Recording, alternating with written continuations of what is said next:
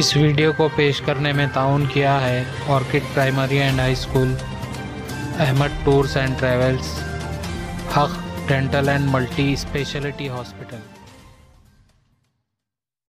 तो मैं Mansoor Ahmed Afghani, councillor ward number 20 Yadgir से बोल रहा हूँ।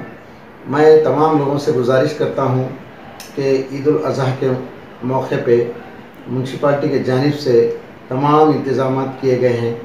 हम लोग सब काउंसलर्स मिल के यादगीर के कमिश्नर साहब से मुलाकात की और उन्होंने हमें तवक्कुन दिया कि तमाम वार्ड्स में सैनिटाइजिंग कर रहे और साफ़ सफाई का इंतज़ाम भी किया गया है।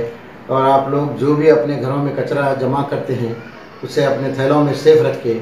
और ट्रैक्टरों का इंतज़ाम किया गया है, छोटे छोटे टमटम का इंतज़ाम किया गया है, आप लोग उसी में डालें। और मसाजिदों में नमाज का इंतज़ाम जो किया गया है, टाइमिंग पे जाइए, अपने वक्त मुकर्रर पे जाके दुआ कीजिए अल्लाह से कि कोरोना वायरस इस दुनिया से खात्मा हो उसका, और लोग सब लोग खुशहाल रहें।